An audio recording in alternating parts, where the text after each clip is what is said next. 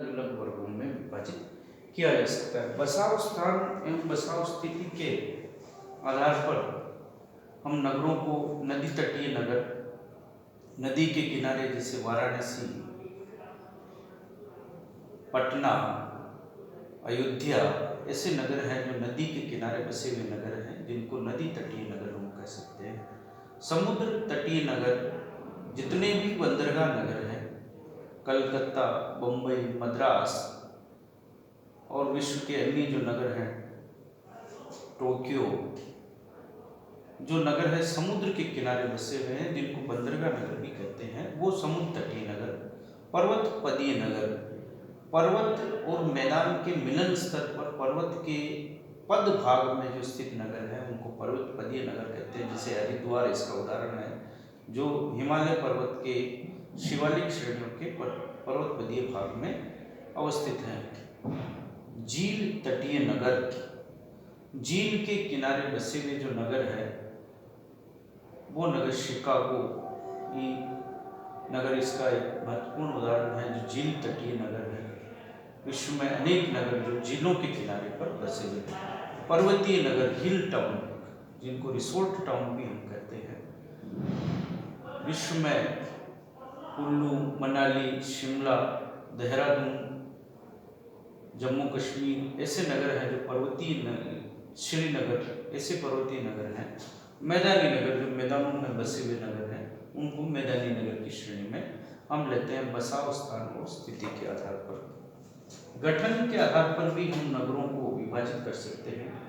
सघन नगर जो concentrate city होते हैं, सघन रूप से बसे हुए नगर। रेखीय नगर, लाइनर पैटर्न पर नदी के किनारे, नहर के किनारे, सड़क के किनारे नगरों का विकास जो है रेखीय रूप में होता है। विखंडित नगर, नगर एक ही है लेकिन उसके भाग जो है एक दूसरे से दूर दूर होते हैं।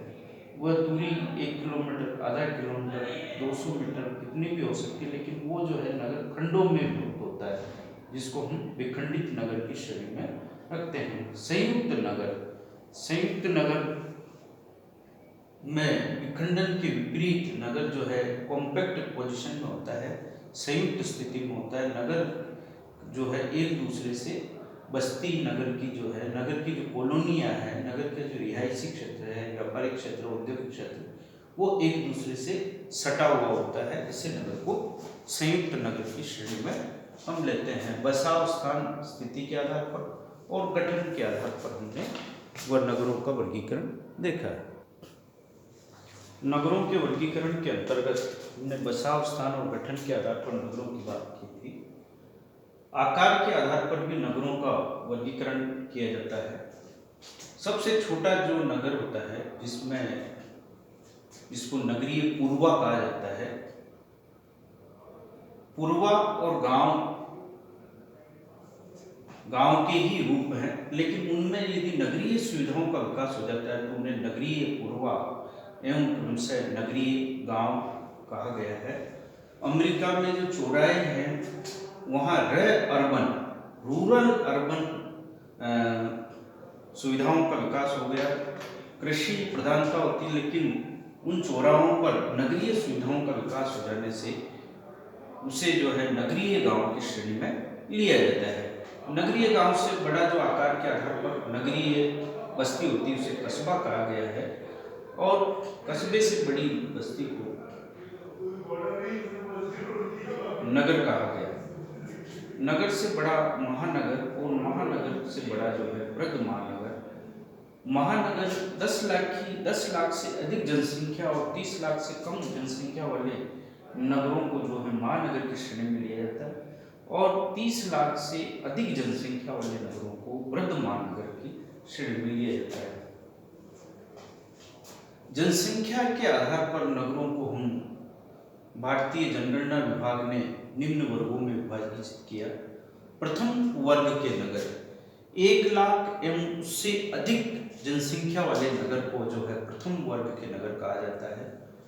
द्वितीय वर्ग के नगर, जिनमें जनसंख्या 50,000 से 1 लाख तक की जनसंख्या वाले जितने भी नगरीय बस्तियां हैं उन्हें द्वितीय वर्ग के नगर कहा गया है। तृतीय वर्ग में 20,000 से 49,999 की जनसंख्या वाले जो नगर हैं उनको जो है तृतीय वर्ग के नगर कहा गया। चतुर्थ वर्ग के नगर 10,000 से 19,999 तक की जनसंख्या वाले नगरों को चतुर्थ वर्ग में रखा गया है। पंचम वर्ग में 5,000 से 9,999 की जनसंख्या वाली जितनी भी नगरीय बस्तियां हैं उन्हें पंचम वर्ग में रखा गया। छठे वर्ग में जो नगरों का सबसे छोटा स्वरूप है 5,000 या उससे कम जनसंख्या, भारतीय जनगणना के विभाग के अनुसार नगरों की जो परिभाषा दी गई है उसमें 5,000 से अधिक जनसंख्या वाली बस्ती जिसमें 75% से अधिक नगरीय वासी जो है गैर कृषि कार्यों में संलग्न हो और राज्य सरकार के द्वारा उस बस्ती को नगर की का दर्जा दिया जाता हो, उसे नगर की श्रेणी में रखा जाता है। जनसंख्या के आधार पर 6 वर्गों में नगरों को विभाजित किया जा सकता है। इसी तरह से आकार के आधार पर जो है नगरों को 6 वर्गों में विभाजित करते हैं।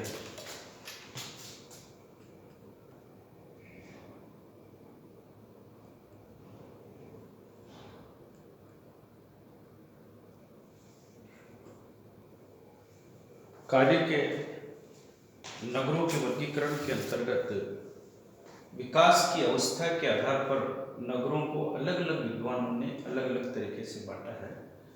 लेविस ममफोर्ड नामक भूगोलवेत्ता ने नगर को कार्य एवं विकास की अवस्था के आधार पर 6 वर्गों में विभाजित किया है।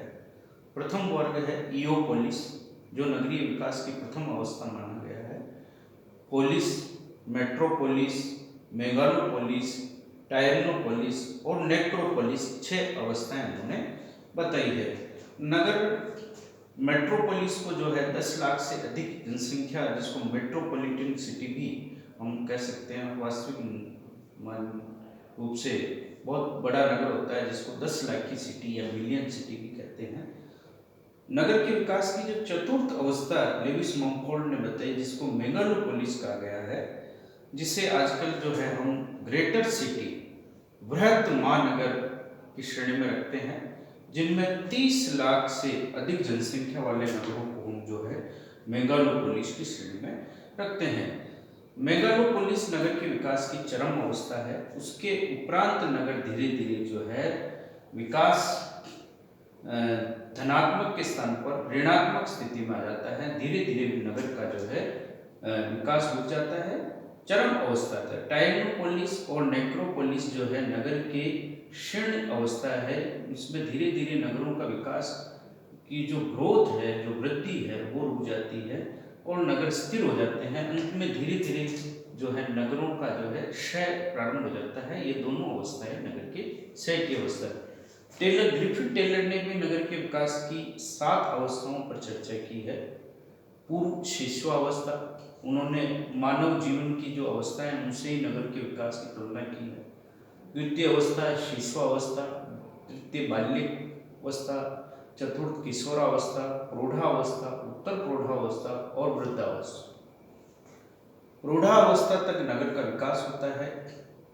उत्तर प्रौढ़ावस्था में धीरे धीरे जो है नगर का विकास रुक जाता है। अब जो है मैक्सिमम विकास हो जाता है, उसके बाद में विकास नहीं होता है। वृद्धावस्था जो है नगर के वृद्ध होने की स्थिति को बताता है। नगर धीरे धीरे जो है क्षीण या क्षय की ओर बढ़ता है। नगर धीरे धीरे अपनी अंतिम अवस्था की ओर बढ़ता है।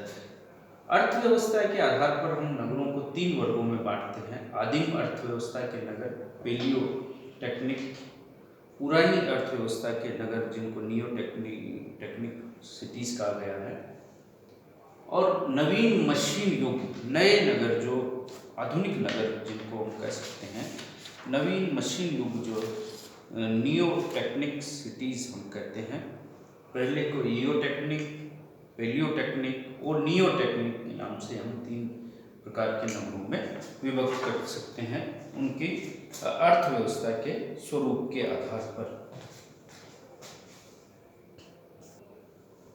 नगरों के वर्गीकरण के अंतर्गत नियोजन के आधार पर भी नगरों को वर्गीकृत किया जाता है। नियोजित नगर एवं अनियोजित नगर। नियोजन के आधार पर नगरों को जो है हम वर्गीकृत करते हैं। तो नियोजित नगर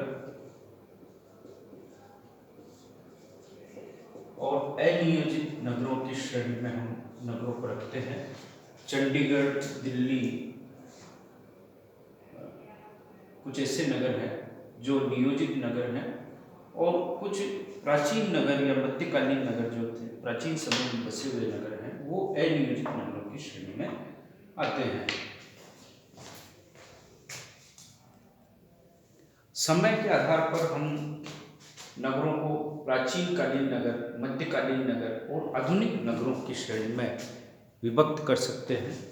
कार्य के आधार पर उत्पादन नगर, व्यापारिक नगर, राजनीतिक नगर एवं प्रशासनीय नगर, सांस्कृतिक नगर, मनोरंजन नगर, परिवहन नगर और विविधता युक्त नगरों में जो है नगरों को विभाजित कर सकते हैं। धन्यवाद।